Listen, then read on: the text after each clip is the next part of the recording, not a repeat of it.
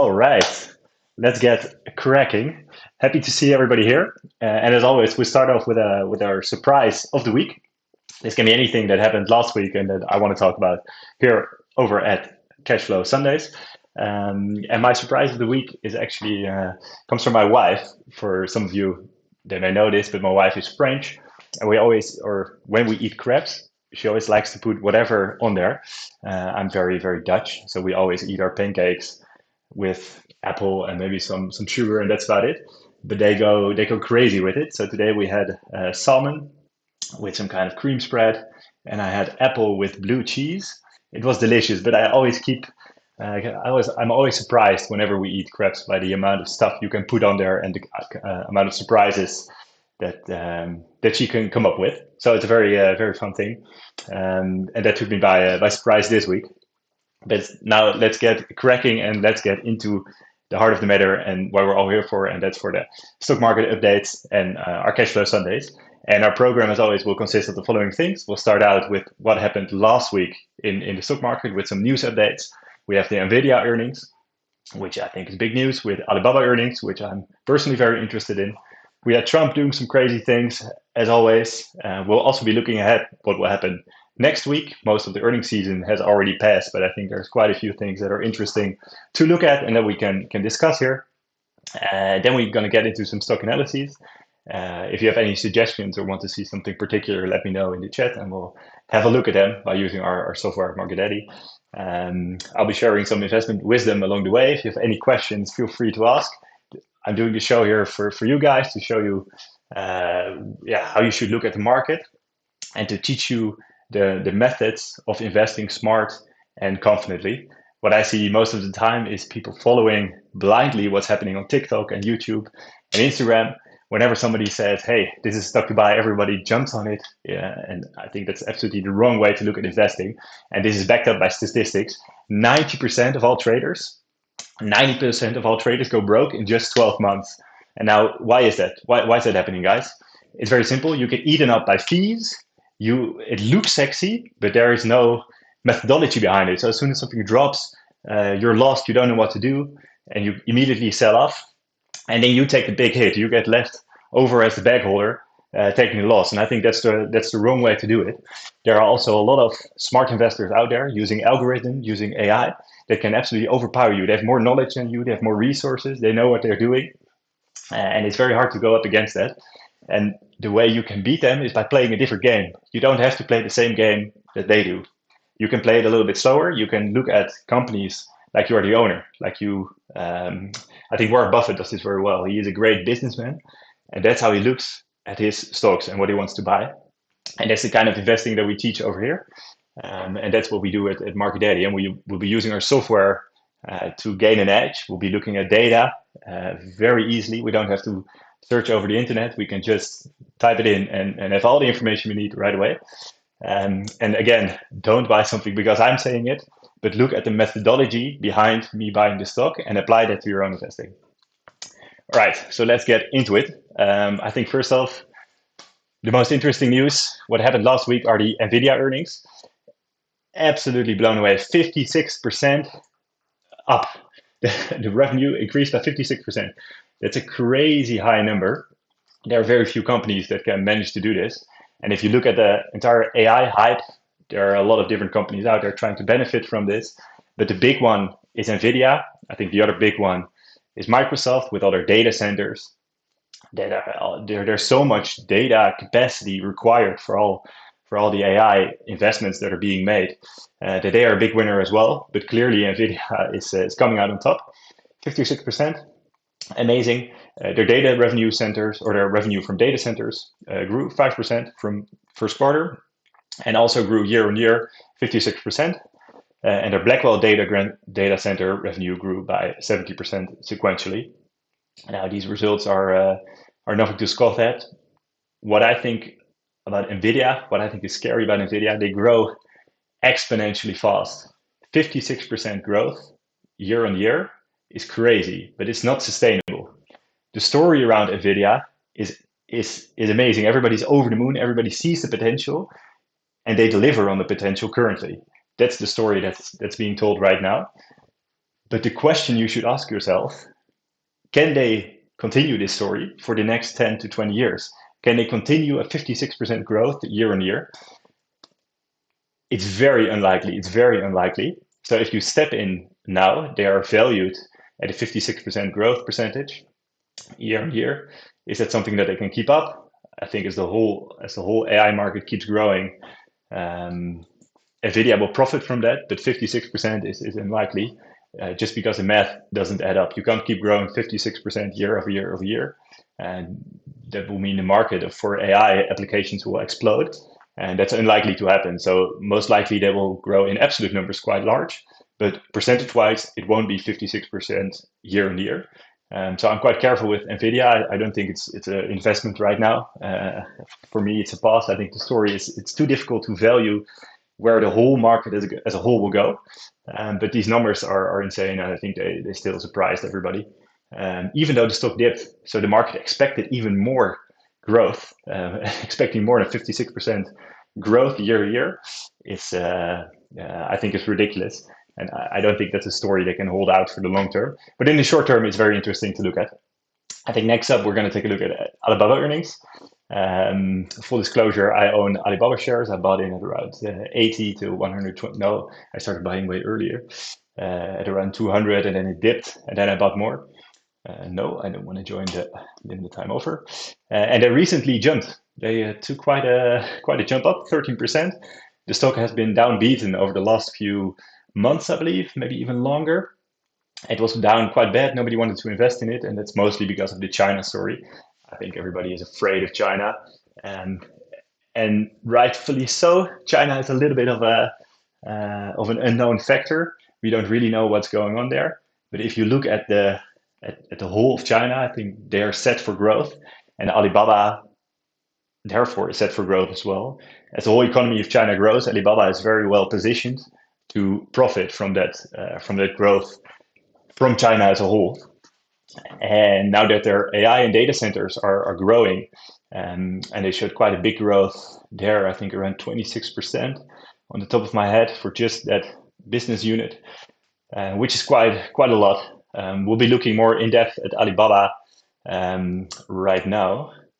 Let me log in because I think this is a great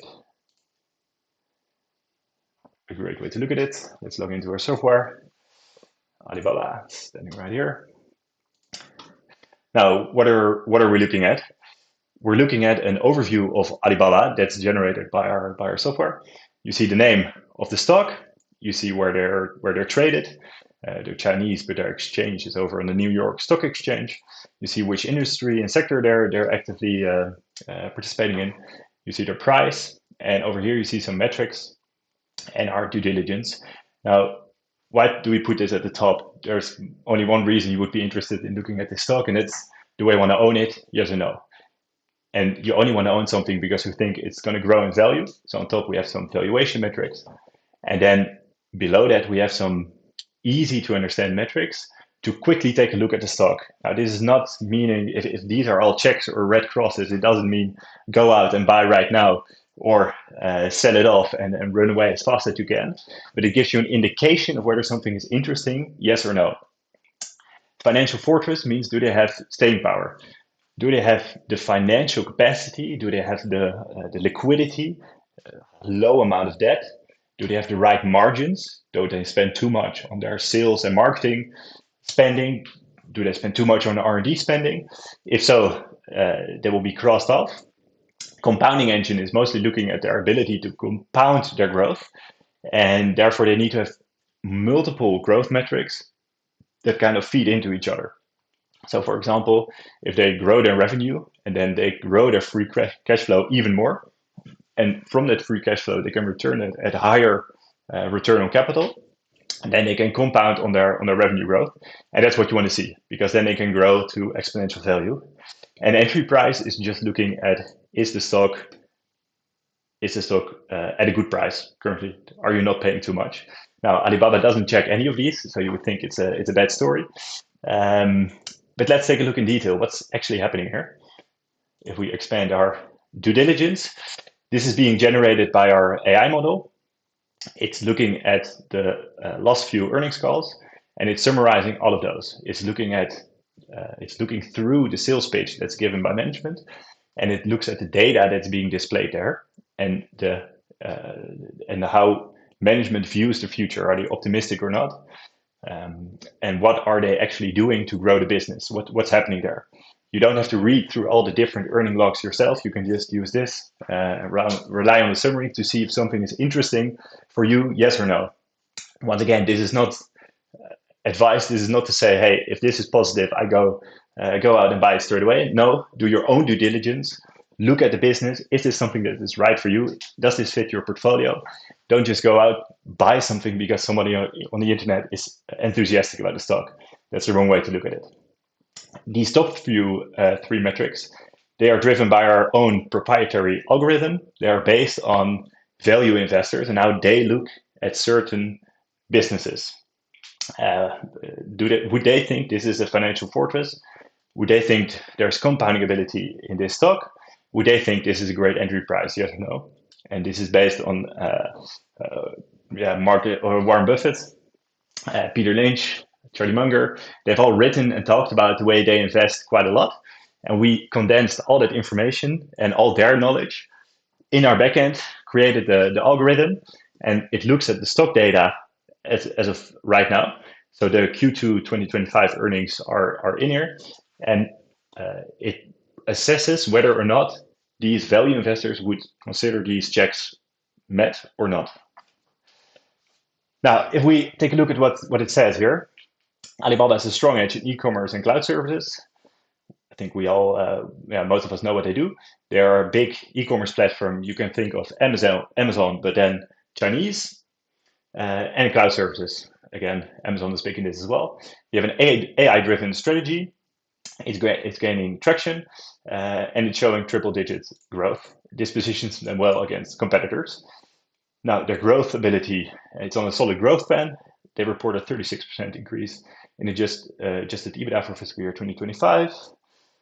User growth on Taobao and Tmall is rising. These are two of their business lines, as well as 88 VIP, surpassing 50 million. So they talk about their user increase, which is quite massively. They're still growing. They're still growing business. As China as an economy grows as a whole, Alibaba will profit from this. Their future expectations, as reported by management, are very optimistic. They're optimistic about the AI-driven future growth. That's why they heavily invest in their AI strategy as well. They expect to return to double-digit revenue growth in the second half of the fiscal year. So if we go back to their earnings report, or as reported by CNBC, they only grew revenue by about 2% year on year, which is it's very marginally. It's not very good. It's not why you would buy them, or not why you would want to own them. But they expect to be back to double-digit revenue growth, so above 10% in the second half of the fiscal year. So there's something to look forward to. Now, this is something that you have to take with a grain of salt, because management say they expect to return to double-digit revenue. You never get a guarantee that it will go back to double-digit revenue.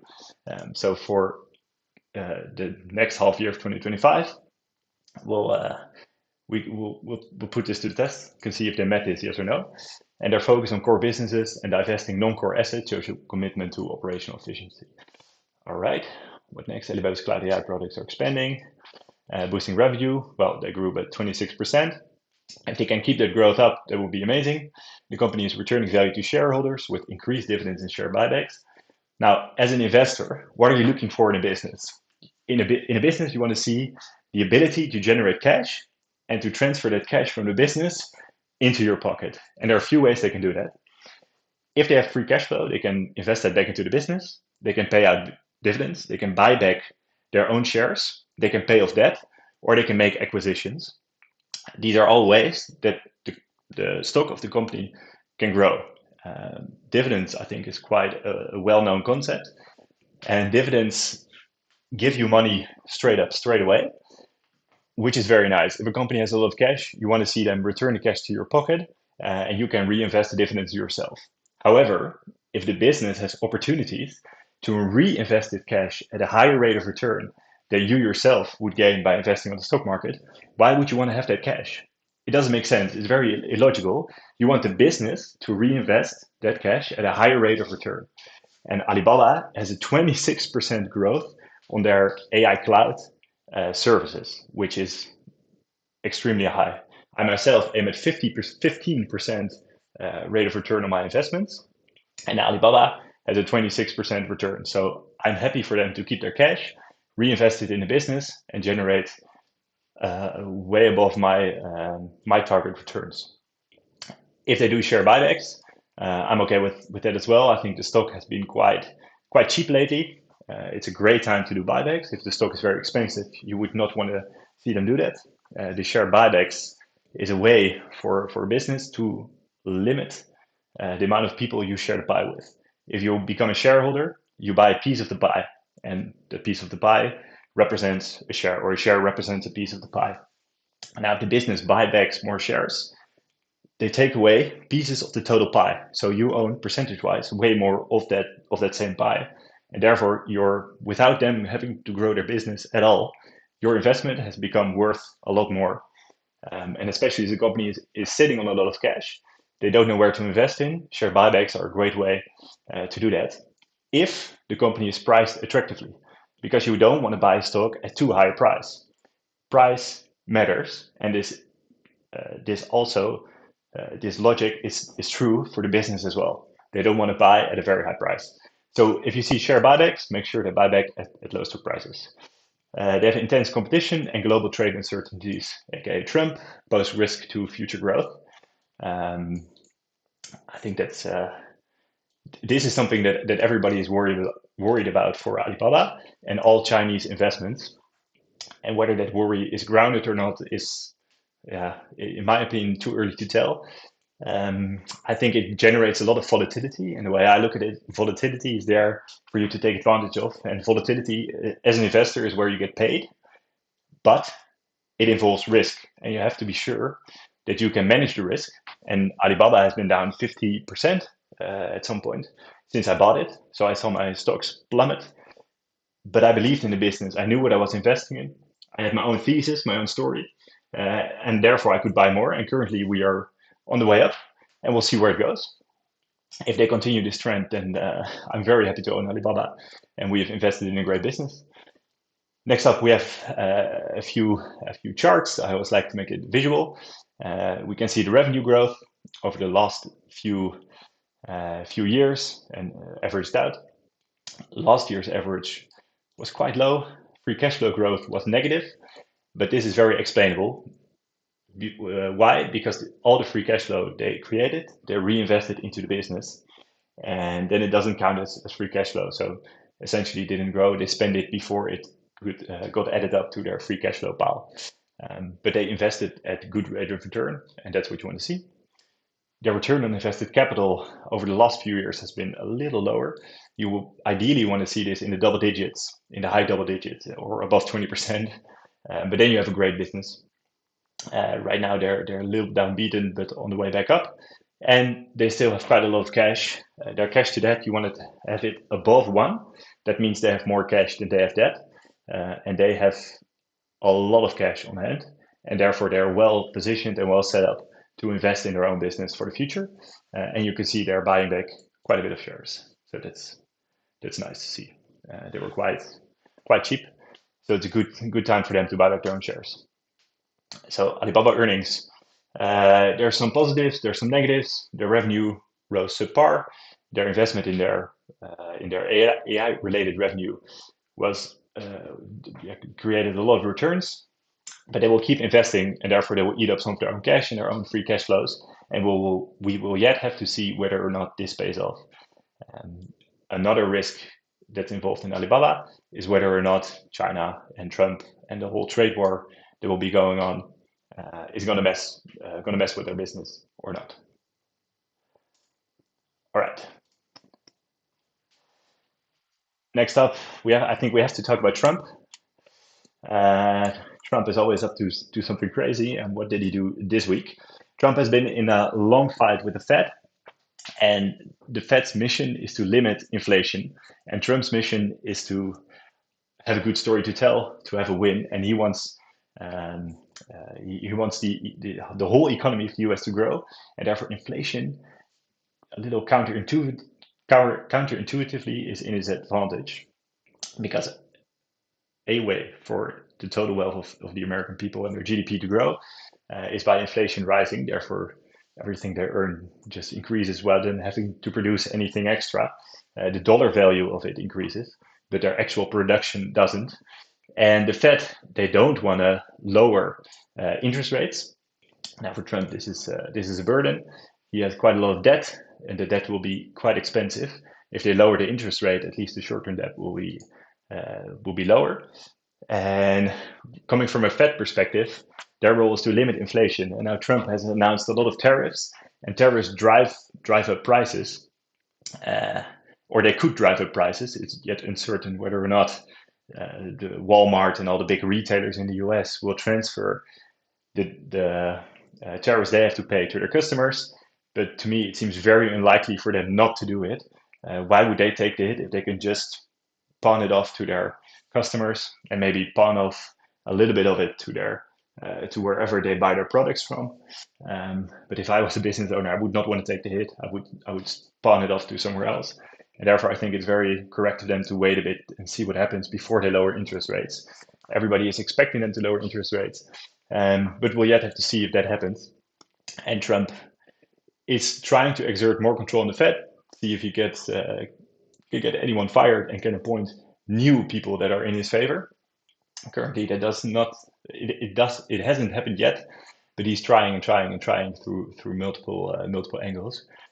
I can't remember the name, but he tried to get a woman fired from the Fed board because she had two mortgages and one mortgage was not correctly filed tax-wise. I think that will become a lawsuit, another one of Trump's favorite pastimes. So we'll keep an eye out. Probably next week there's more Trump news. Now, something else that we can talk about: terrorists. That's all the buzz nowadays. Americans spend a lot more on cars, but not much else. It's kind of a non-headline, but it basically says the economy, it's yet uncertain where prices will go and what's happening in the US economy. There's nothing more than that. The tariffs are yet to take effect, and we're yet uncertain what will happen. I think right now the stock market, whenever Trump announces a tariff, barely reacts, if at all. Rightfully so, because Trump next day can figure out something else. But something unexpected could yet happen. There is still risk in the whole tariff thing going around.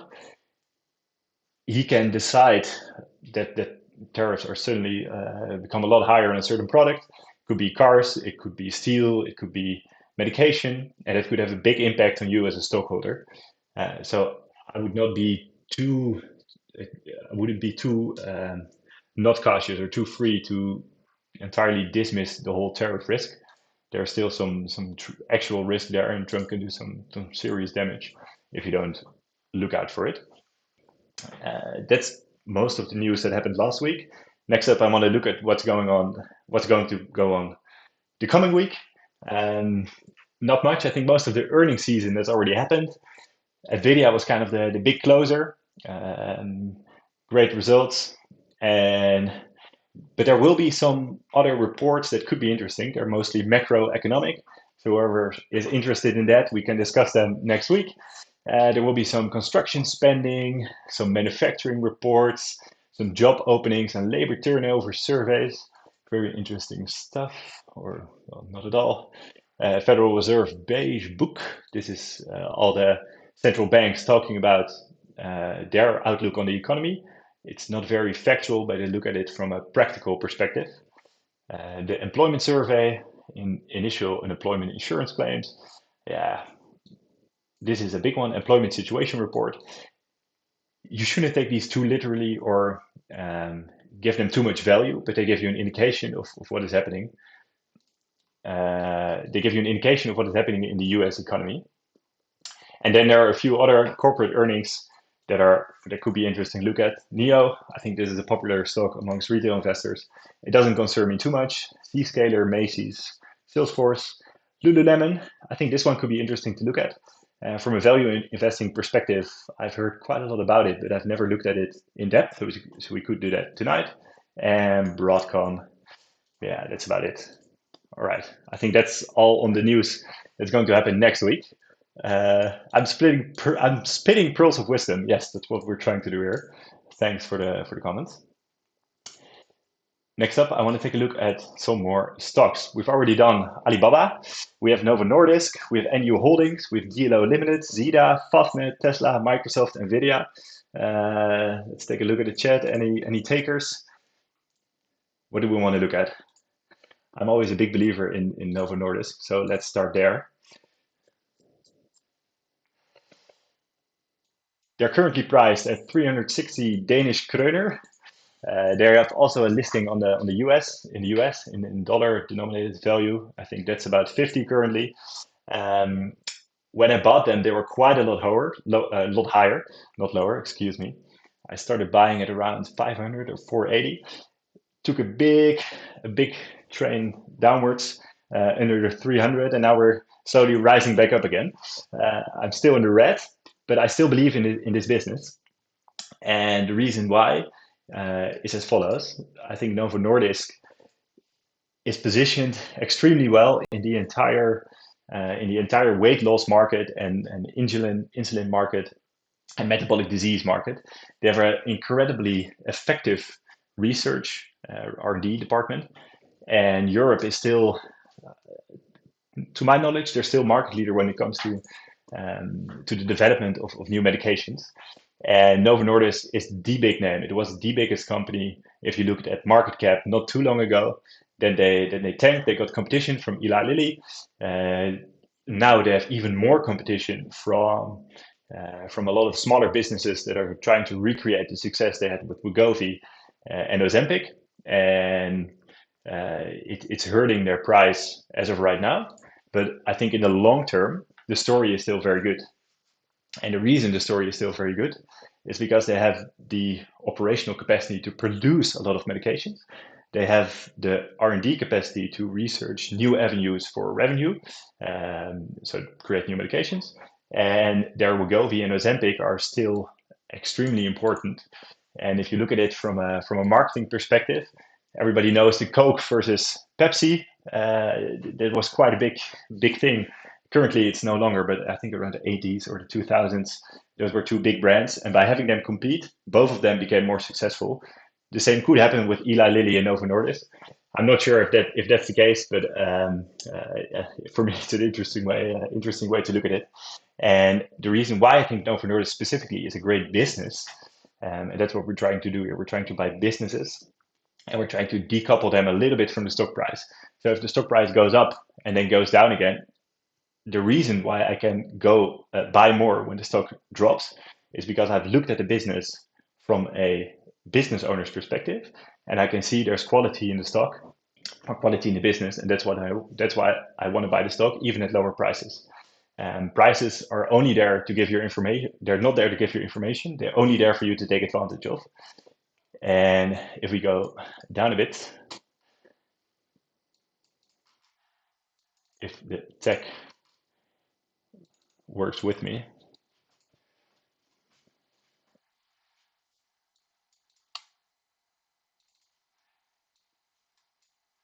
Oh, there we go. A little bit of technical difficulties, bear with me.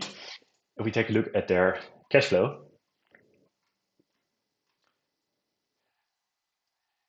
they have the ability to generate massive amounts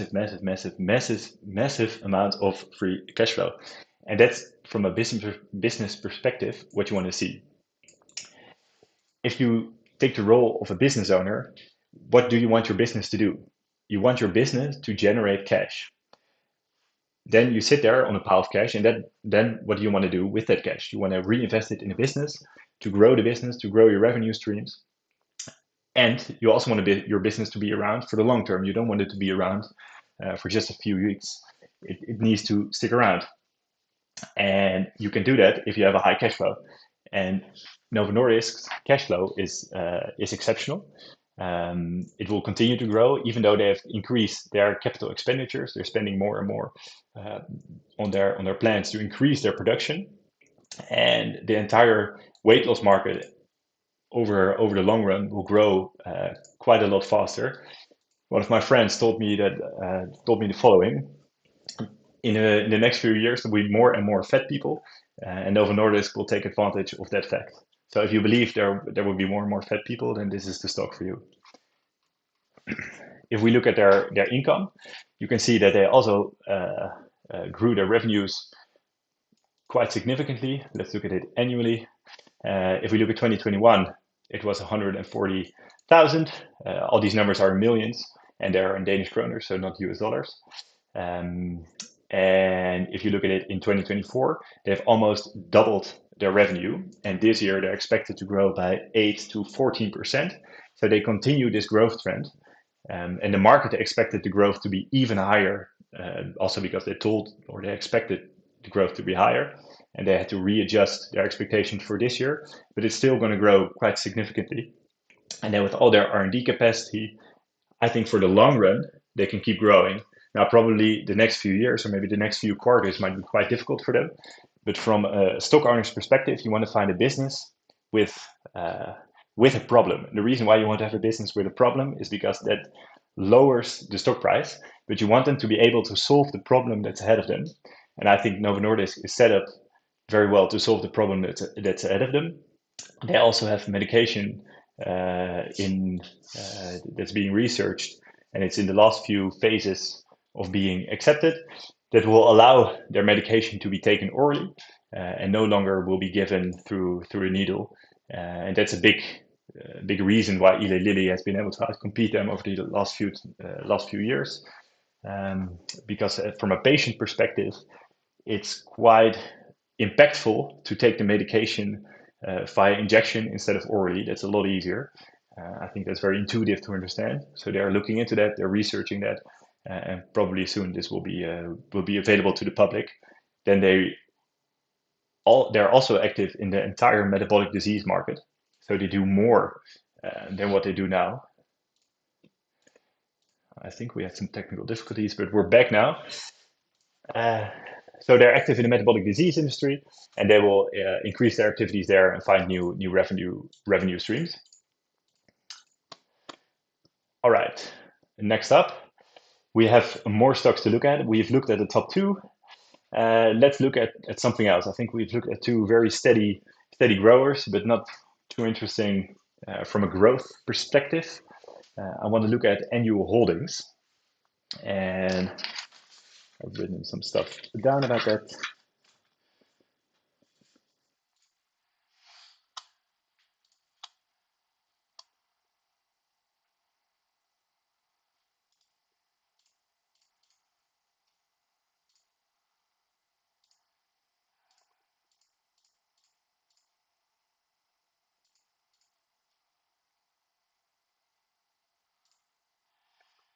No, not Microsoft. Let's get back to NU. Now, here we go. What are we looking at? This is a bank diversified in financial services. NU Holdings make digital banking products for consumers in Latin America. All right, their business model is built on expanding customer engagement and offering multiple financial services. All right, over here, I'm currently spammed with Revolut and Trade Republic marketing slogans, and I think they are in the same business, and they earn their money through fees, interest on loans, and cross-selling products. So they do offer financial services as well, and they're more like, if I read this, they're more like a credit card or maybe a PayPal company, but then focused in Latin America. Their competitive advantage is digital banking. They boast nearly 123 million customers. That seems to be a big amount, with significant growth in Mexico and Colombia. Okay, their operational efficiency ratio dropped below 30%, showing they can manage costs well. This efficiency, combined with a focus on financial inclusion, creates a durable moat. Now, a moat is something you always want to see, and a moat for a business, why do you want to see a moat? The moat protects the business from their competitors. If somebody would arrive on the scene with the same amount of cash as they have as a market cap, can they compete with new holdings by just buying their way into the market? If you have a moat, they can't do that. And the reason why they can't do that is because this business apparently is set up very efficiently. Now, if we read something like this, don't take it for granted too much. You want to see, okay, how are they efficiency? If I think efficiency, you want to see that their operating margins are very high, their net margins are very high, and from every dollar they earn, from every sale they make, they can keep a lot of that as cash flow. They combine it with a focus on financial inclusion. I'm not entirely sure what financial inclusion entails and how that relates to them having a durable moat. So that's something that we need to challenge. The growth ability. The company shows impressive compounding momentum. Now, from a growth perspective, that's what we want to see. Revenue grew to 3.7 billion US dollars and 85% annualized growth since 2021. 85% annualized growth is absolutely insane. If everything above is true, this could be an interesting buy. The customer base expanded by 4.3 million in just one quarter. Unsecured loans customer base grew by 56. Integrating strong demand. This growth is not flash in the pan, it's a steady climb. Well, they've been able to grow since 2021. So if they've already had 85% annualized growth since 2021, can they continue that growth for the next few years? That would be my first intuition. And let's see how management is looking at that. Management is focused on long-term value creation. Now, that's not great. That's what we want to see. They see significant opportunities in Mexico and Colombia, aiming to increase digital banking penetration. Their credit portfolio reached 24.1 billion. Now, having a great credit portfolio allows them to earn interest over the 24.1 billion, with secured lending growing 300% over the past year. Now, that's again an insane number. The strategic focus on expanding market size and product offerings signals confidence in sustained growth. Great. And a few takeaways. They have nearly 123 million customers. That seems to be a very high amount of customers. Revenue growth is impressive. And they emphasize long-term growth. Now, I like long-term growth. I like to see emphasis on long-term growth, specifically by management. And the reason for that is I don't want to sit here every day and look at the stock. I don't know, who am I lying to? I do like looking at stock, so I'm someone that likes looking at it every day. But I think most people won't. So you want to see the actual management of the business that's active day to day on managing the business, looking out in your best interest, which is long-term growth. Now, is this something that we want to buy or not? We want to look at it from three questions.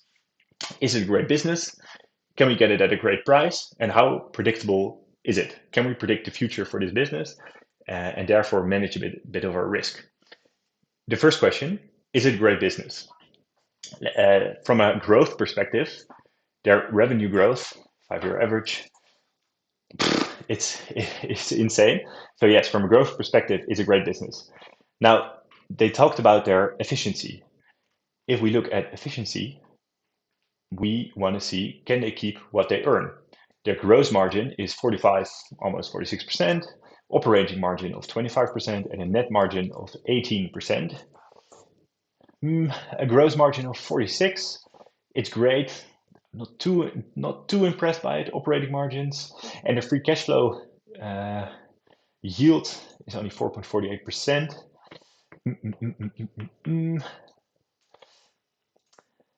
For a growth business, this is actually quite okay.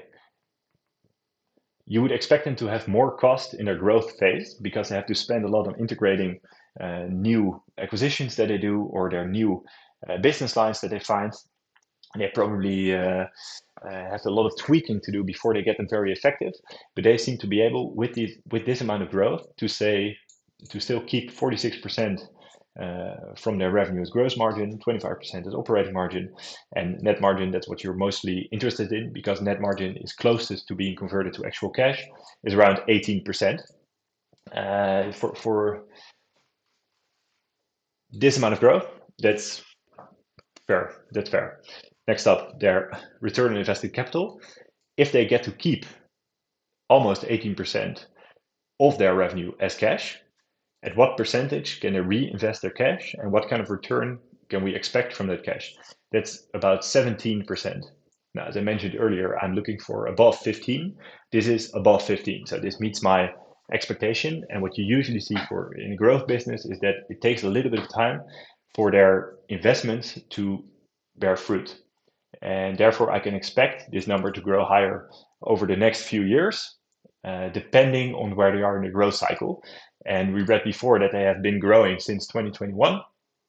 So it's quite likely that their growth is decreasing, or I would expect their growth to decrease, and for this business to mature. If a business matures, growth will slink. The return on invested capital, you want it to be relatively high, and you want their operating margins to be quite effective. And this business seems to meet all those ticks. Now, if we talk about staying power and then being a financial fortress,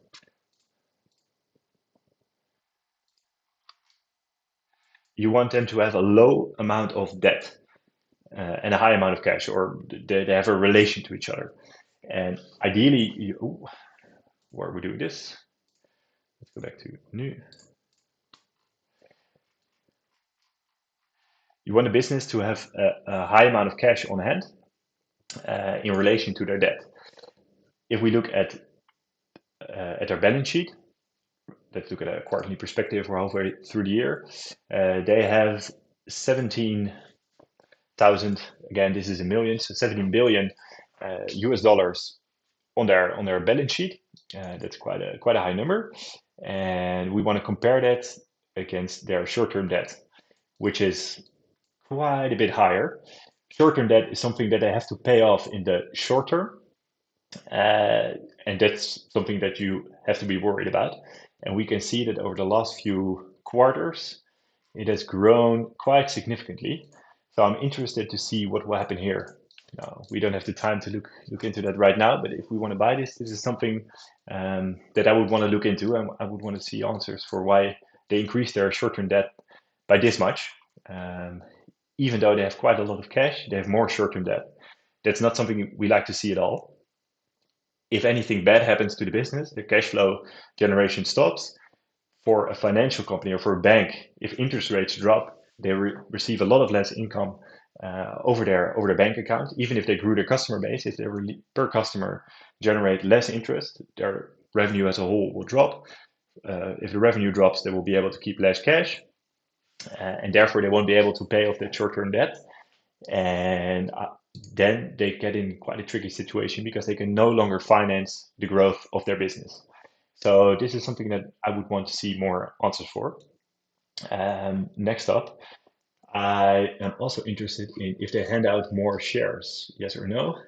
Yes, they do hand out more shares, and they take on debt. Now, from a business perspective, they want to grow their revenue, and to grow their revenue, they need cash. There are multiple ways they can generate cash. They can generate it from their operations, which they seem to do. They can generate it by taking on debt, and then you pay interest over that. They also seem to do that. And you can generate more cash by handing out more shares.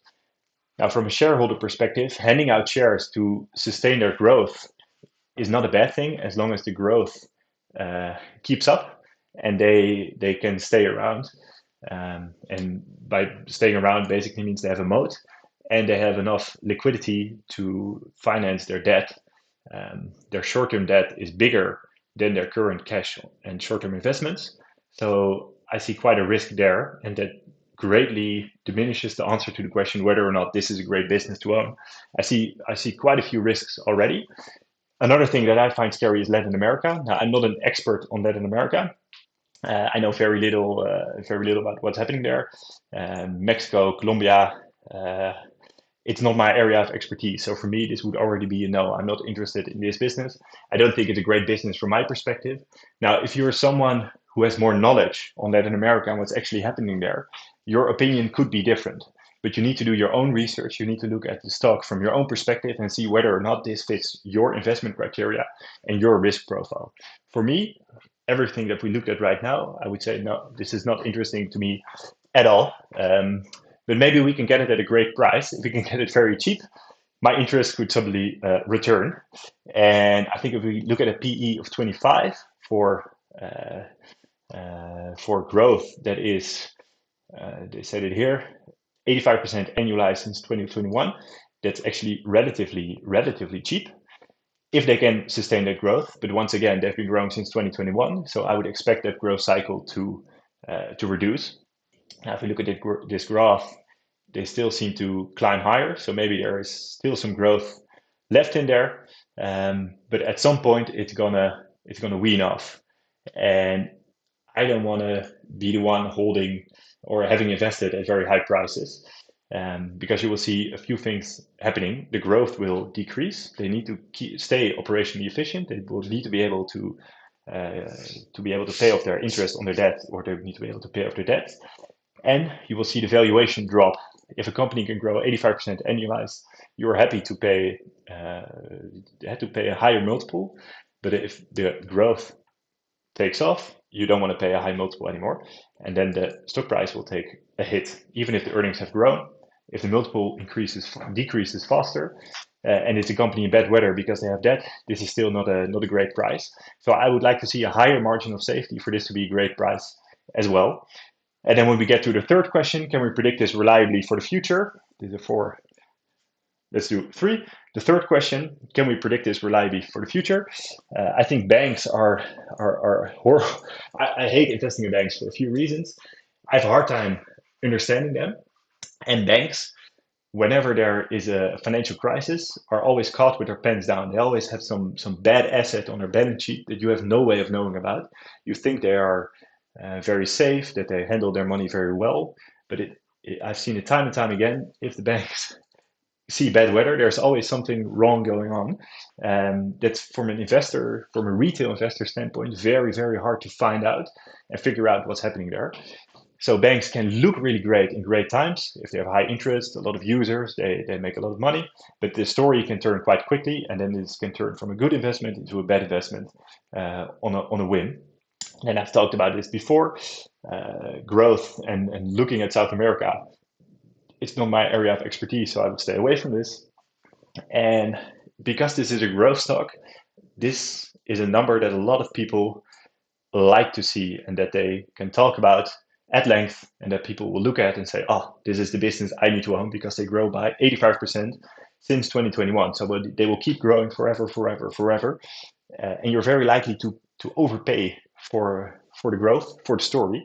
And you don't want to invest in the story. You want to invest in the statistics behind it and in the actual data that backs this up. And yes, they do grow, but I see some risks here and there. I think the story can turn, and I think this can turn into a bad investment quite quickly. So, and new holdings, fun to look at. Maybe if they manage their debt well next year, I'll keep an eye on it. But for now, I'm not interested. Let's look at what else we can take a look at. I think DLO is also interesting in the same vein that they're also active in the financial market, but they're not a bank. They're a software and technology company. This is a lot closer to my area of expertise. I like being active in technology. I've worked in a health startup, in a medtech startup, so this is a little closer to home. And we want to ask and get answers to the same three questions. Are we buying a great business at a great price, and can we reliably predict it for the future? Now, for a software company, I would like to see high margins. So straight off, I'm going to scroll down and see what the margins are like.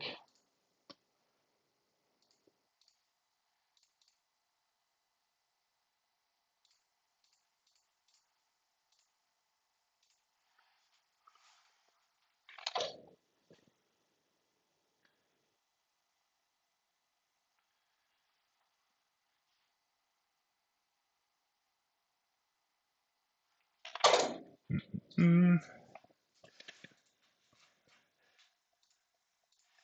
All right, we seem to be experiencing some technical difficulties over here, so that's something to fix for next week. But I'll just keep going like nothing's happening. If there's any questions or anything else you would want to look at, if you own a business in your portfolio that you would want me to see run through a software, drop it in the chat and we'll take a look at it. Right now, we're looking at DLocal Limited, a software technology company. To me, this is a lot more closer to my area of expertise. I've worked in a medtech company. I look at other technology stocks. I'm quite young and therefore grew up with technology. So I like looking at these kind of companies. Now, we want to ask the same three questions. can we buy a great business at a great price, and can we reliably predict it for the future? First off, is this a great business? Now, from a software, if you are a software company, you want to run it on high margins. Do they have high margins? A gross margin of 40% for a software business, it's not that high. If you look at our net margin, 16%, which is below the other one we looked at, and NU Holdings, also active in the financial sectors. Not really. Let's take a look at their cash statement. Once again, we want to see a lot of cash in relation to their short-term debt. So 476 is their cash on hand. If we take their short-term investment with it, let's be lenient, 602. Let's look at the short-term debt is 0. Now, this is what we love to see. If they have 0 debt, they can take on bad weather quite easily. And that always makes me a very happy wannabe a business owner.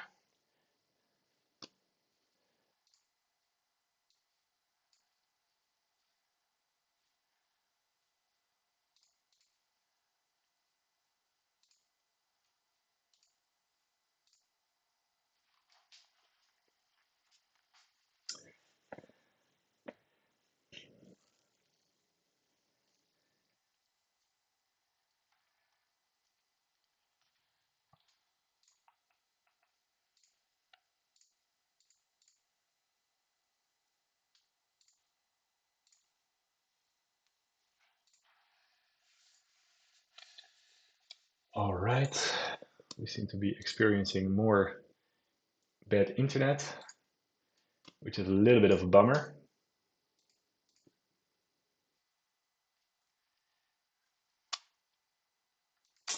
Why is this happening? Great, we're back. We were talking about their debt, of which there is, at least from the short-term perspective, there is none. We looked at their operational efficiency, but we want to find out, can they keep any more cash from this? Can they grow their cash pile based on their gross margins, and can they keep grow the business from that perspective? Now, let's look at the cash flow statements. Let's look at the quarterly cash flow statements for the last 10 periods. And let's look at their free cash flow. Now, as we can see, from 80, got all the way up, all the way low again, without them massively increasing their capital expenditure. It's kind of very unstable, and it also does not seem to grow at a very high rate. Now, if you look at the last 3 years, it has grown exponentially, but if you look at a few more quarters back, you can see that it already hit way above in the 130s, and it hasn't hit that number again. So from a free cash flow growth perspective, they don't really manage that at all. Can they at least grow their revenue from 137 to 256? They doubled their revenue from the first quarter in 2023 to the second quarter 2025. And can they do that without increasing costs or revenue too much? Which means they are very effective especially from a software perspective. Like I said, you want to see high operating margins, high gross profits. We already saw that the gross profit was not too high, but maybe this was a fluke year, and it doesn't seem to be a fluke year. A fluke. Like they've about doubled in revenue, and they've also about doubled in cost of revenue. So they do grow their business and they do grow their revenue, but they also grow their costs in the same line as they grow their revenue, which is not very scalable. It's not a very compounding factor. And if you invest in software, I do want to see the compounding factor. I do want to see them becoming more operationally efficient, and they are not becoming more operationally efficient. If we look at the data. So is it a great business? Already it's not looking like a great business at all. No, they don't pay a dividend. What do they actually do? They make payment solutions for businesses in emerging markets. Their business model is focused on expanding geographic reach and diversifying revenue streams. Okay, already two questions. Where are they expanding? To which geographic regions? And how are they diversifying revenue streams? They earn money through transaction fees and partnerships with major players like MoneyGram and Temu. All right. Do they have a competitive advantage? A strong edge in emerging markets? Yeah. Having a strong edge is nice, but it being in emerging markets kind of decreases the validity of having a strong edge. Now, if they would have a strong edge in a great economy, they could, where a lot of people spend a lot of money, you can earn a lot more money on transaction fees because there are a lot more transactions, and the transactions will be of higher value. That doesn't mean that there is no business to be had in emerging markets. But it's a reason why there are less players active in emerging markets, and therefore it's easier to ascertain a strong edge. They seem to have a very high retention rate, shows high merchant loyalty. All right, that's nice. They will probably be competing with the Chinese payment versions of Temu. I think they are quite active in emerging markets as well. That seems to be the Chinese strategy. They're also investing in technology, enhancing their payment orchestration and alternative payment methods. This positions them well against competitors. Once again, what would be their alternative payment methods? I'm interested in how they, I think this falls under the diversifying revenue streams. What are these alternative payment methods? Then if we look at growth, the company is on a growth streak. They reported a record total payment volume, TPV, of 9.2 billion in Q2, growing over 50% year over year for 3 quarters. Yeah, once again, we saw their revenue is great. Their revenue growth is great, but they haven't been able to become more operationally efficient. And you would expect that to happen. Because you want them generating more cash. If they just make more sales, but they have to make more money to be able to make those sales, yeah, it can be a nice business, but do we really want to own it? I think there's better options out there. The revenue and gross profit reached all-time highs, indicating strong demand for their services. All right, great. Management's optimistic about future growth. They're focused on product innovation. Here, buy now, pay later solutions without taking on credit risk. Okay, that's a diversifying stream. Their strategy includes leveraging AI. Well, everybody is leveraging AI to improve efficiency and customer experience. Okay, I want to see their efficiency, and they define it as slow hiring. So they want a slow hiring. Then I would expect their general and administrative expenses to not increase massively quarter to quarter to quarter because they become more efficient with AI. Do they actually manage that? Well, if we look at the last, let's look at from Q2 2024, 27, they did manage to become more efficient by using AI. So that statement is true, and they seem to be able, with their growth in revenue, to not grow their general and administrative expenses. So that's great. And also, if we include selling and marketing, the same seems to be true. They've increased a little bit, but their revenue increased quite a lot faster. So from a cost of revenues perspective, they didn't grow. Maybe that's the merchant take. That's maybe it's about 50% or 30%. What would it be? 20%, not 50. They would take a cut as well.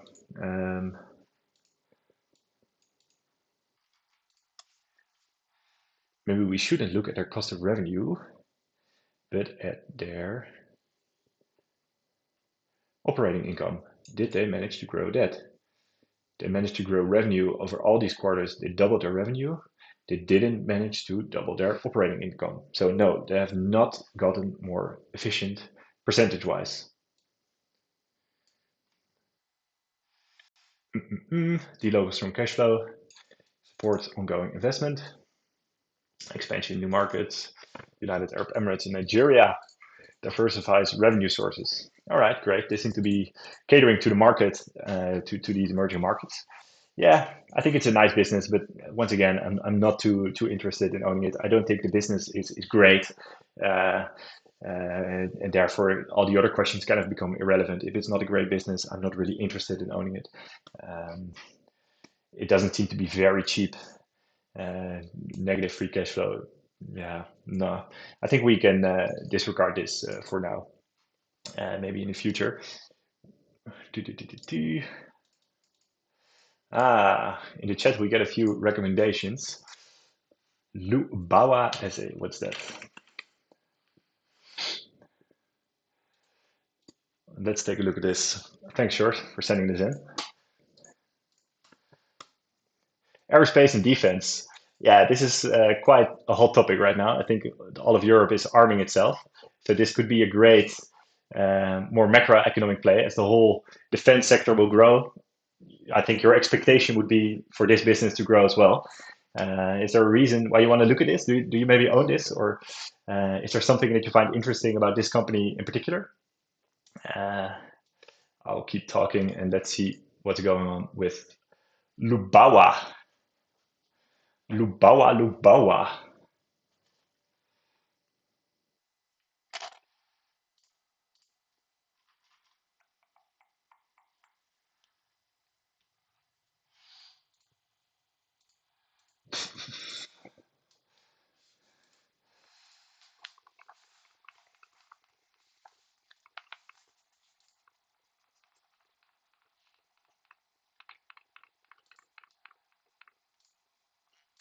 Okay, once again, some technical difficulties.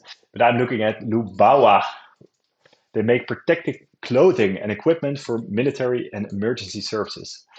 Already, I'm interested. This is something that will never get out of fashion. Military and emergency services will always need protective clothing. It's been on my radar for a while. Look at the price; it has skyrocketed over the past years. Yeah, my whole theory is that price is not really an information point. But let's see if we can Lubawa. Let's see if we can look at the price chart.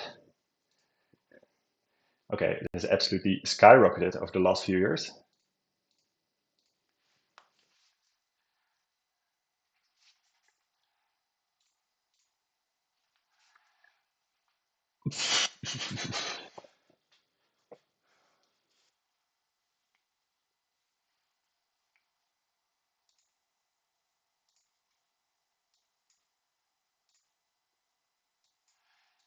If we look at the price, it has absolutely skyrocketed from about one. Well, what currency do they have in Poland? PLN? I don't know. Uh, yeah, eightfold growth in just 3 years. That's quite insane. And the first growth peak was in 2022. Yeah, and then with all the recent announcements about the whole of Europe spending more and more and more and more on defense, they have continued growing. Now, is there any value behind this story? The story is great, but is the investment great as well? We'll look at it through the same lens. 3 questions. Is this a great business? Can we buy it for a great price? And can we predict it reliably for the future? Let's see what they do first. They make protective clothing and equipment for military and emergency services. Now, this is something that will never go out of fashion. This will always be around. Military and emergency services will always need clothing. Their business model is focused on high quality manufacturing. They earn money through government contracts and private sector sales. Okay, so they're set up well for the next few years because the government contracts will explode. If they manage to get a few of those contracts into their own pocket, they have solid reputation for quality. I don't personally know them, but let's take this for granted. They serve critical sectors like defense, which creates a strong barrier to entry. Yes, however, competition is fierce. They need to keep innovating to maintain their edge. What kind of innovation is there in military and emergency services protective clothing? For the military, I could imagine a few things, but I would be interested in what their innovation is in this specific sector. And management mentioned the focus on R&D to stay ahead. Another question that pops into my mind: how much are they spending on R&D in relation to their revenue? Is this in line, and is this a sustainable R&D spend or not? So we'll be looking at that a little bit later on. But keep that in mind. The company shows promise with steady revenue growth. They reported a 10% increase in sales last quarter. Management highlighted expanding into new markets, which could boost future earnings. Yeah, they could probably service the entirety of Europe. Their ability to adapt is crucial in the changing landscape. Management is optimistic about upcoming contracts. They're looking at trends in defense spending and emerging. The trends in defense spending. Does this also happen on on TikTok or not. I'm interested in this whole military fashion trend. And we're currently looking at Lubawa, LBW.WA. That's the ticker. They believe these areas will drive demand for the products. However, they also know the potential challenges from global supply chain issues. Yeah, everybody is talking about that. So this is not a unique thing to them specifically. Watch for new contracts. Keep an eye on their R&D. Yeah, on face value, this seems to be very project reliant business.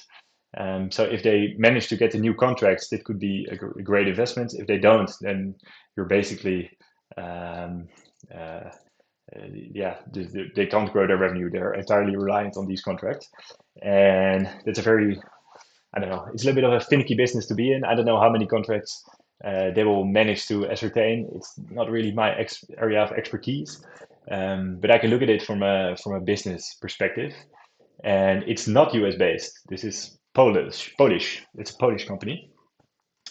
Revenue growth looking quite good. Free cash flow growth also looking quite good.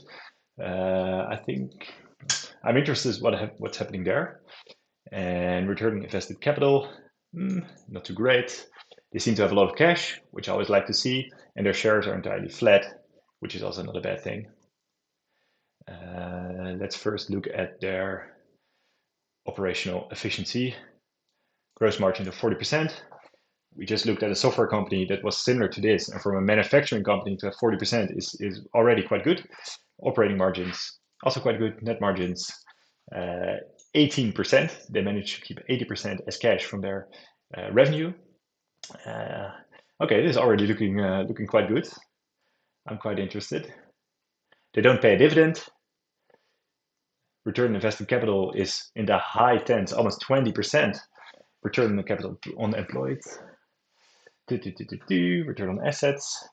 Now, return on invested capital is how well do they invest their cash and what kind of returns do they get.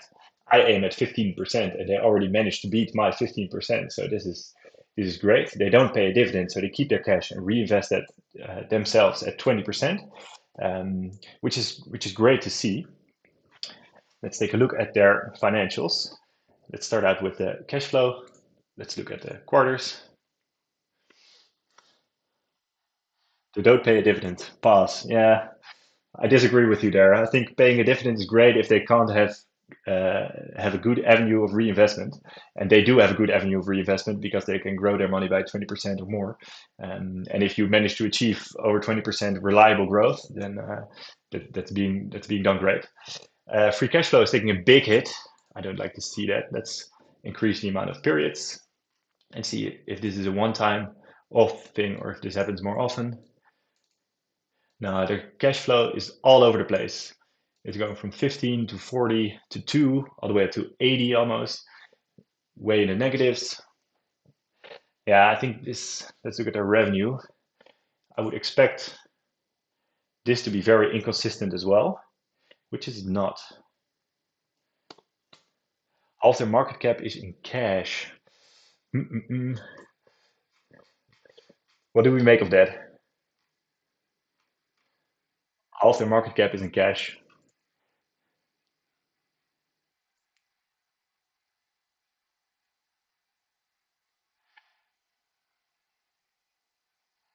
I think if they can if they can find avenues to invest their cash, that would be great.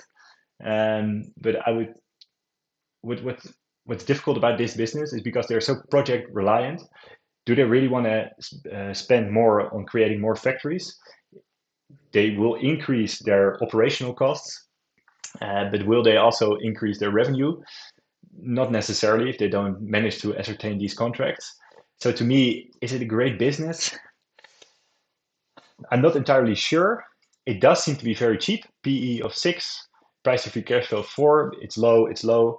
Their earnings yield that takes into account their PE in relation to the price. It's kind of an inverse of the PE is 15%, which is high, and the free cash flow yield is 23%, which is high as well.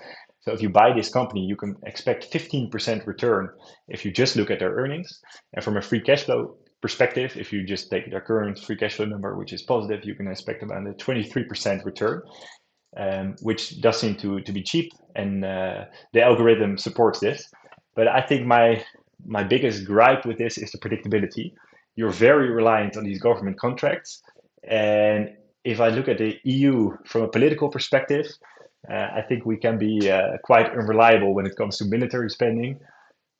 Germany has stepped up, and whenever Germany steps into the military space, they can do it quite well, as we have seen in the past. So maybe if they manage to get a lot of German contracts, uh, they can grow even more. But I think, yeah, this is not really for me. It seems to be more of a gamble on them getting more contracts and therefore rising in price, or them just increasing in price based on the story of Europe spending more and more and more on our military expenses. And if that doesn't happen, this stock won't climb any further. So from a predictability perspective, that's where I've a gripe. Now I see another question. My favorite stock at the moment, I think we've already looked at that. That's Novo Nordisk. Um, my beauty routine. If you follow me on TikTok or Instagram, that's where you can find my beauty routine. We see great show, good info. Yes, yes, yes. Thank you, thank you, thank you. You had another ticker, Shores. I think you said Rheinmetall, another defense stock. Where are they traded? They're Germany, OTT. Mm-mm-mm. Let's take this one. This is traded on the German exchange. It's quite expensive, straight up. From a value perspective, if we look at the algorithm, it doesn't get any of the checks. They're all red, red, red. Um, Again, this seems to be a stock that's quite in fashion currently, also on the same trend that the other stock was. I think there's a clear trend here. From my view, I think I'm more of a contrarian investor. I like investing in stocks that are downbeaten, where you can where there is a lot of volatility, where you can take advantage of. And I think with both these stocks, there might be some volatility involved, but mostly on the downside and maybe on the upside. But it's not really my area of expertise to predict whether or not they will get the government contracts to create more uh, military fashion or not. Maybe I don't follow those TikTok trends, and missing out on something could very well be. In my opinion, there's always another train, another hype to jump on. You can't lose if you don't jump on the opportunity. So I'm letting it out. And Rheinmetall is a little bit in the same vein. It's a very popular stock right now because of the growth of the aerospace and defense industry. They produce a lot of metal, if I'm correct. They make defense systems. They're reliant on the metal market to create these defense systems and vehicle technology for military and civilian markets. Their business model is focused on defense growth with a strong emphasis on production capacity.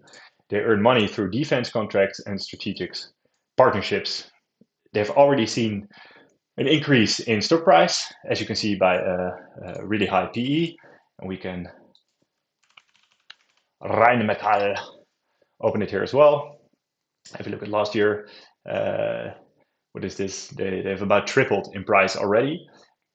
Is there room for even more growth? Probably. There's also a lot of room for growth on the downside. So I think the story is great, but the story can change very quickly. And is the business behind it still great if the story changes? Now, therefore, we go back to the same three questions. Is it a great business? Can we buy it for a great price? And can we reliably predict it for the future? Um, from a competitive advantage perspective, they have a solid edge in the defense sector. Their operating margin reached a record 11.5%. This is impressive, especially with a 33% sales increase in defense. Their backlog grew by 56% to over 62 billion euros, showing strong demand and planning security. All right, so they already have quite a few contracts in the pipeline. This is something that we missed on the previous stock. We were uncertain whether or not they had the government contracts. Now, if you have more information or that, or more knowledge, or more inside info, then please share. But for Rheinmetall, they already seem to have quite a big backlog. Um, the company is on a growth trajectory. Sales increased by 49% to 2.24 billion in the second quarter of 2024. So we're missing yet some 2025 data. Defense sales grew by 55% with a profitability of 15.3%. They are repurposing civilian plans for defense, indicating a smart pivot to meet NATO demands. Yeah, I think that's the right way to go, especially if you already have a 62 billion euro backlog. You can repurpose those civilian plants and get a great return on investment. That's a guaranteed return on investment. And most likely, if they manage to deliver on all the contracts, they're very likely to get more contracts. So from a predictability perspective, we're getting ahead of things a little bit. They are already looking better. Their future expectations, management is optimistic. Yeah, I can expect they're optimistic given the current state of the military market. They expect a significant increase in European defense spending. They are preparing for more contracts, particularly in air defense ammunition. Their strategic focus includes expanding production capacity and potential M&A activities. So they're looking to buy more businesses and companies, probably to increase their production capacity. Defense sector is booming with a 33% sales increase, 11.5% margin. Okay, for a production company, 11.5% is quite acceptable. Backlog, we already saw, is quite big, and they're focused on expanding production and securing long-term contracts. Yeah, and they're doing that through M&A activities and repurposing their civilian plants to be able to spend them or to repurpose them for defense purposes. If we look at their growth, they've grown quite significantly. Let's go down to their income.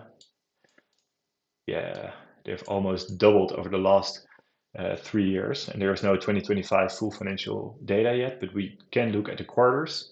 And if we compare it to the second quarter 2024, it's not too much growth quarter to quarter.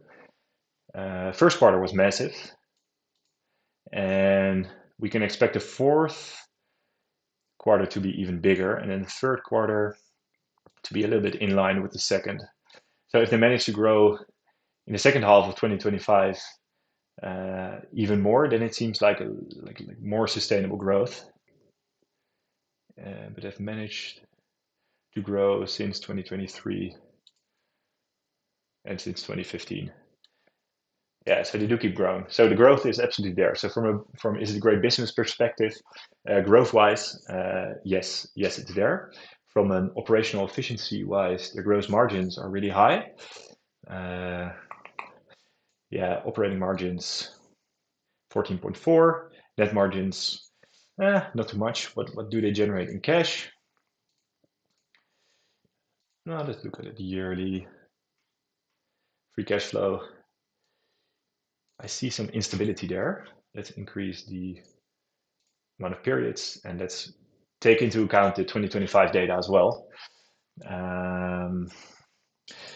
Free cash flow is currently negative, which is explainable because they're increasing their operations. They're trying to get more production capacity, so therefore they would need to spend money to increase their production capacity. So for them to have their cash flow decrease and for it to also be low in the previous quarter, I think we can be lenient there, and we can find that to be satisfactory as long as they get good returns on those investments.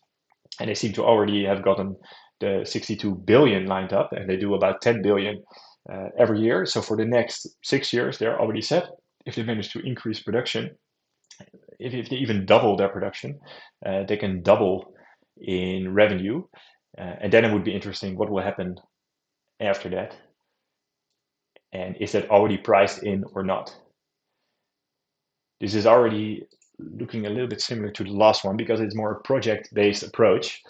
Let's look at their cash balance sheet. Yeah, they've spent their cash. Again, they're trying to increase operations. They're going to be in a whole nother ballgame where they're going to do mergers and acquisitions.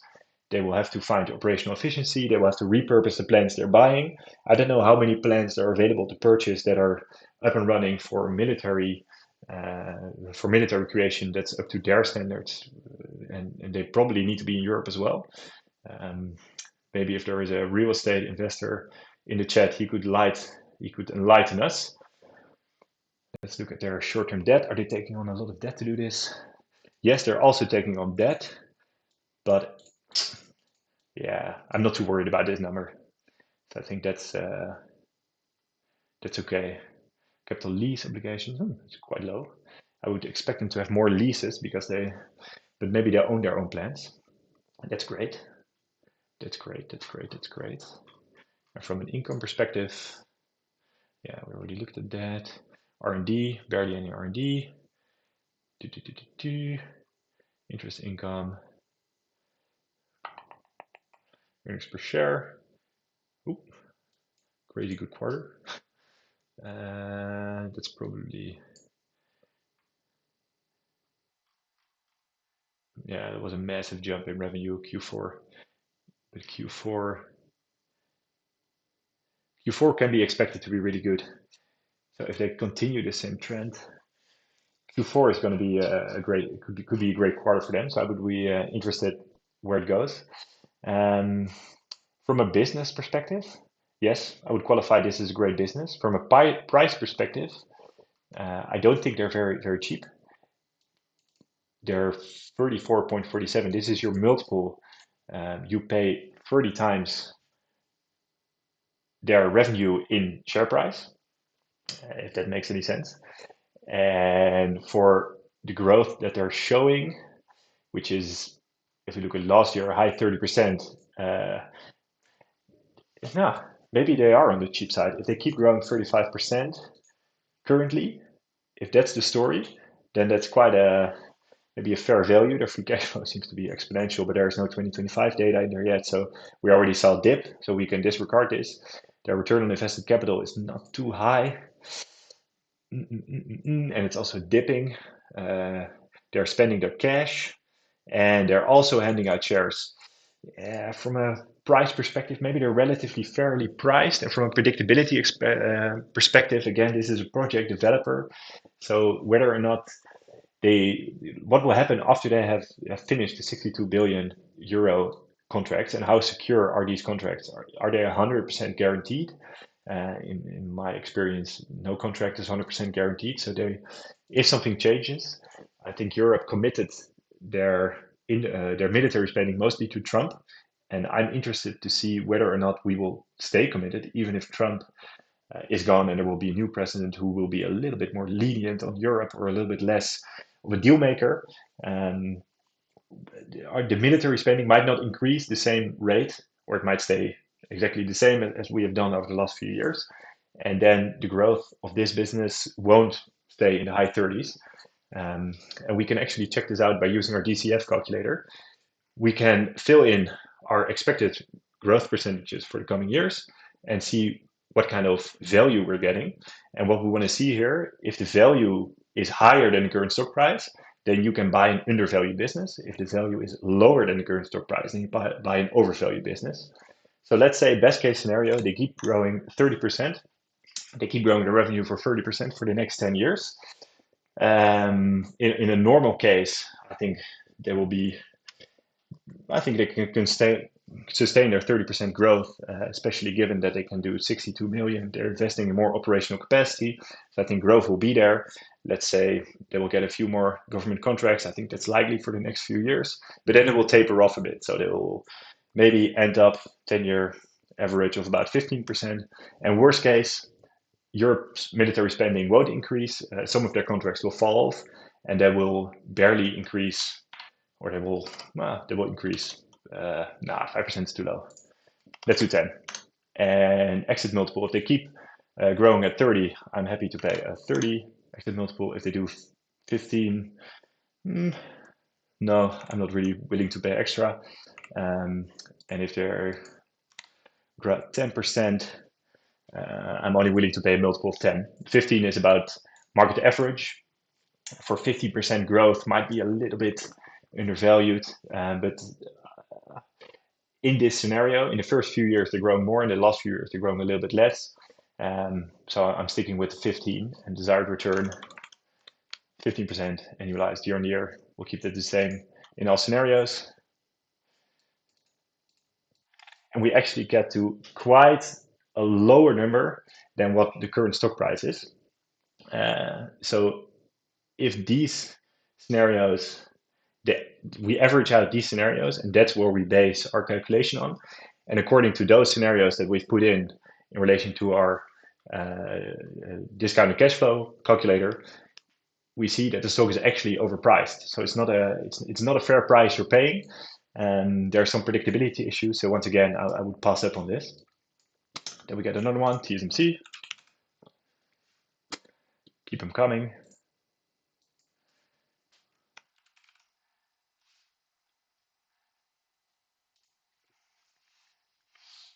Taiwan Semiconductor Manufacturing Company Limited.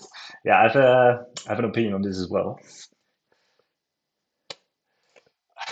I like the little addition to the question. Assuming Xi is not interested in an amphibious landing on Taiwan, yeah, there's always the risk of that happening. Um, every every major manufacturer that's reliant on chips is currently buying from TSMC. So yeah, from that perspective, they're absolute market leader. They have a complete moat. It's very hard to build a factory that can compete with TSMC both in quality and quantity of the amount of chips that they generate. I think Intel is currently trying to do this. They get a lot of support from the American government. Trump is also taking a stake in the business, I think, for about 10%. And then he's giving them billions. Also, SoftBank, a big investment group, is also investing a lot of cash into Intel. So they're really expanding their production capacity and quality. And what that could do for the entire market of chips, we will have yet to see. Intel has still to succeed in building both those plants and finding customers to actually pay for them. But if I were a manufacturer and I would be reliant on these chips, I would be very happy for Intel to get their production up to speed, because it would be it would be great to diversify my my whole operational cycle and not be reliant on TSMC, because there is always the risk of Xi doing something stupid. But COVID happened. There's always unexpected events that can happen. What if the shipping industry collapses once again? You're very reliant on transportation. Maybe they will use airplanes for transport. I'm not entirely sure, but there could be issues there. So having another fallback for your operational activity is, from a market perspective, macroeconomic perspective, is great, and that could be a bad sign for TSMC.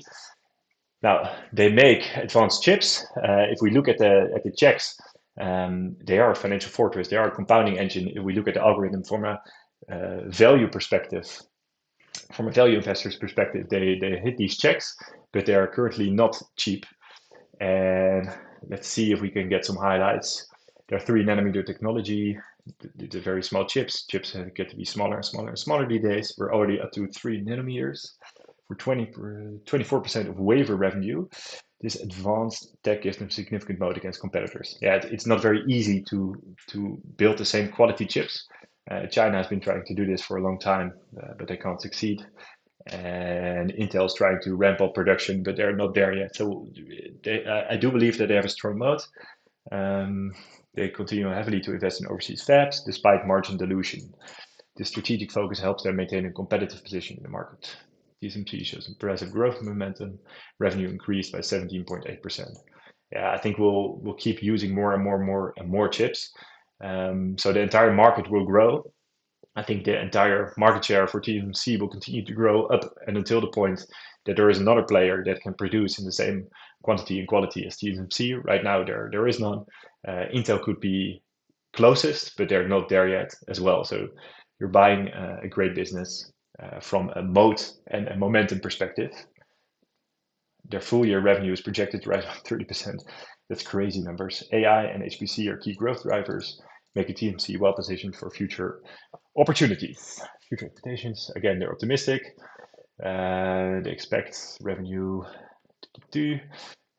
They're focused on managing foreign exchange impacts. Everybody is feeling the devaluation of the dollar, so there's always currency risk. I wouldn't be too worried about that with TSMC, to be honest. I would be more worried about China and expanding the global manufacturing footprint. This is probably a diversify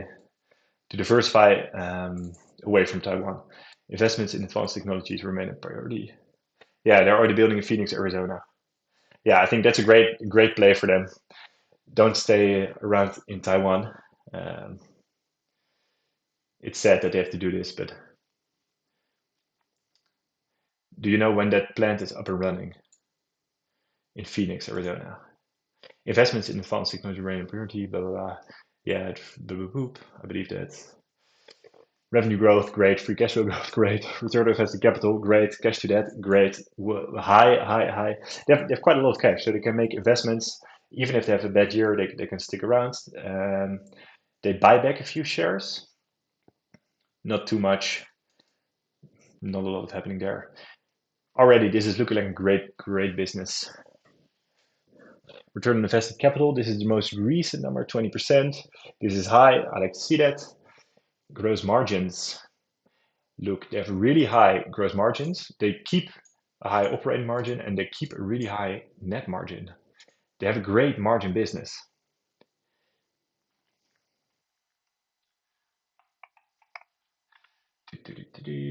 And they do pay a dividend. Mr. Cyberdog, I heard you like the dividends. This company pays a dividend. Not much, but they do pay it. Let's look at their cash flow. Let's take into, oh, there's no Q2 data yet. That's something that will still be released probably. Free cash flow. They had one fluke year. It was very negative. And other than that, it's quite reliably high, even though they spend a lot of money. They have a really high capex spend, but they can sustain it with their cash flow. So they keep investing into their business and still have enough cash left over to buy back shares, pay off debt, pay dividends, do acquisitions. What's the last one? Buy back shares? I don't know if I already said that. Do they have any debt to speak of? Cash. They have quite a lot of cash on hand. Do they have any short-term debt? No. So there's no debt risk. It's a very secure, safe business. If we forget about China,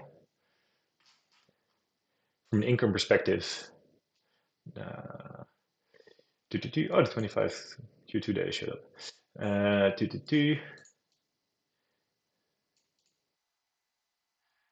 Growth, little dip, growth. No, little dip, growth. So they keep growing from an annual perspective. Growth, little dip, growth, little dip. Yeah, they keep growing. They have doubled since 2021 as well. And if you look at their cost of revenue, it has tripled. And their R&D spend is quite high. No, it's okay. This is very manageable. In relation to the revenue, they're not spending too much in R&D, so that's okay. Yeah, so from a business perspective, is this a great business? Absolutely, 100%. From a price perspective, let's do another DCF calculator. Their business record is 22.6%. Let's say they keep their growth. Ooh, then it tapers off a bit. And maybe in worst case, they only grow 10%. Now, for a high quality business that generates a lot of cash, they generate more cash than Rheinmetall. They have higher margins. So I would be willing to pay a higher multiple, and a higher multiple is 30 for lower growth. So for Rheinmetall, we also had 30, but their growth was higher. They have lower revenue growth, but we give them a higher multiple. And therefore, I would increase the multiple here as well. And here it would just be 15. 15% return.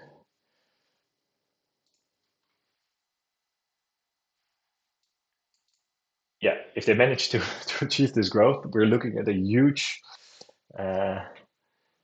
completely undervalued business. So this could be an interesting play. Don't look too much at this number and at this percentage. There's clearly margin of safety here, but the main point, the main takeaway of this is it higher or lower than the current share price, and how much higher or lower? Yeah, it's based on your assumptions. So you can fill in anything here and get a really high or a really low number. I think these assumptions are fair.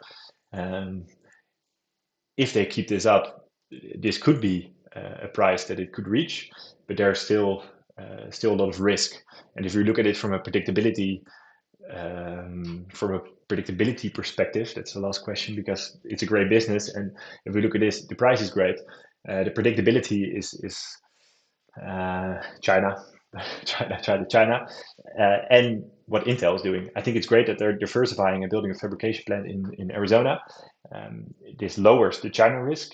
This allows them to produce locally and probably not get hit with any tariffs. I think the Americans will like this. I think this is a great business to buy. I'm adding it to my watch list. Did they already represent earnings for Q2 2025? TSMC, they did. When did they do that? Earnings released.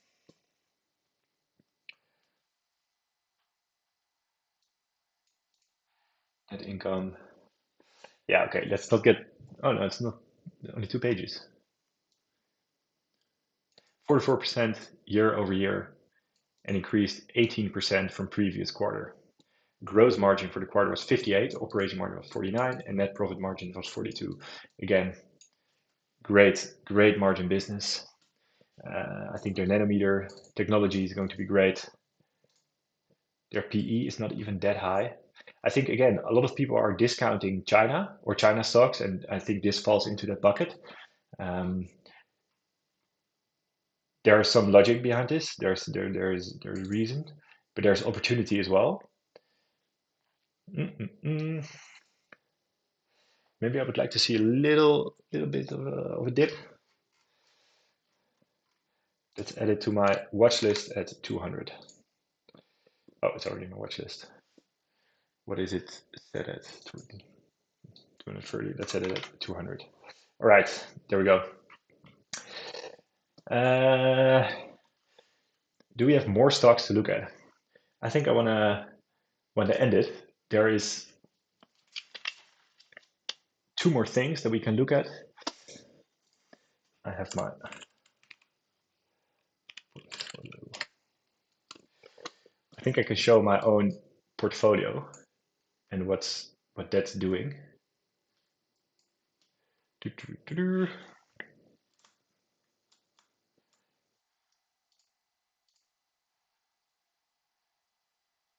we hide this? Collapsed. There we go. So from an investment perspective, you want to look at your portfolio as a whole, and that's where you build both opportunity and ability to generate cash, as well as a little bit of a defensive factor. And this is my portfolio. If you have your own portfolio, you can share them, and we can take a look at how you build up your portfolio. Currently, I have a little bit of cash. I don't know if it's actually visible. I have 3% in cash. I have almost 20% in Alibaba, 3% in Google, 7% in Berkshire. I own Fresnillo. This is a gold miner. I own Novo Nordisk of about 11%. I have bought into a restaurant. It's called Sla. It's doing absolutely horrible. I really like going out there to eat, but it's absolutely a bad way to invest. If you like the product of a company, don't buy the company, just buy the product, and don't look. You can look at it. Maybe you'll find something that's worth investing in. We absolutely didn't. We still like eating there, but there was a branch of that restaurant here in Leiden, and they went bankrupt. So I'm not expecting this to return any money to me at all. I've also invested quite a lot in gold. My aim for this portfolio is to reach 15% annualized returns. And if you invest purely in stocks, you will see a lot of volatility. And the volatility is great, but sometimes you need cash to live. Your car could break down. Maybe you want to move house, or something happens that kind of forces you to have cash. And therefore, I want to take some volatility or de-risk my portfolio, and I do this by buying gold. And ideally, the gold percentage should be 35%, but gold has absolutely risen in price quite significantly since buying it, and therefore it has taken a bigger stake of my entire portfolio. And right now, I'm okay with that because the gold price keeps increasing, and I think there are quite a lot of stocks that are overvalued. We saw a few great stocks, a few great buying opportunities, or mostly we saw one that was TSMC And there are another few I'm looking at. One more is Genmap. It's another Danish pharmaceutical producing cancer medication. We can look at it next week, so tune in next week. And then, in addition to that, I want to have I want to have max 20 companies. That's a great amount for me to keep track of. If I have more than 20 companies, it's very hard to know what I own. It's very hard to know them in detail and truly understand what they're doing, when I should buy more or when I should sell. And the reason behind that is a company can drop in value by about 50%. And if a company drops by 50%, you still emotionally need to be able to be happy with your investment and go out there, be able to buy more or look at it again, see if your thesis for originally buying it has changed. If so, what are you doing? Are you going to sell? Are you going to hold or buy more? The thesis could also improve even though the stock price drops. I think Novo Nordisk, the stock price has dropped, but I still believe in the company. So I bought more. The same with Alibaba. Alibaba currently is back up again. Google is a small part of my portfolio. I'm a little bit unsure whether I want to keep it or not. I think it's doing great. It's making no money, so I don't really see why I should sell it yet. Um, but they are ripe for disruption. I think the whole software market, especially in the US, everything that's happening in Silicon Valley, they were the big dogs, the top dogs in town, high margin products. Stocks could only go up.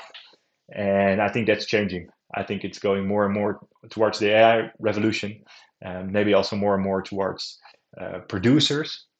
That could be producers of military goods, that could be producers of medication, that could be producers of steel, um, or maybe not.